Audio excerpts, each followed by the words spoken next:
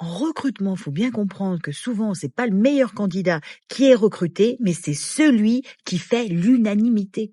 Oui, c'est un peu comme s'il fallait pas toujours chercher à être le meilleur, mais être plutôt celui ou celle qui ne fait pas peur. Parce qu'une erreur de recrutement, ça coûte très cher. Déjà, d'un point de vue financier, ça peut coûter jusqu'à 30% du salaire annuel de la première année du candidat. Et puis surtout, un mauvais recrutement, ça peut être reproché à celle ou celui qui a validé.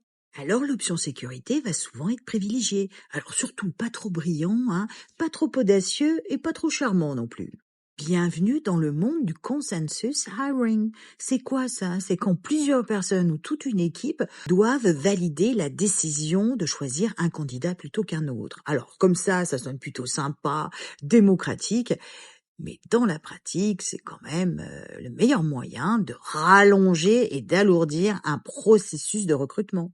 Et là, le processus de recrutement se transforme davantage en un concours de popularité plutôt qu'une évaluation de compétences. Et si l'erreur de recrutement est avérée, le responsable ne sera pas vraiment incriminé, puisqu'il y a eu une validation de plusieurs personnes.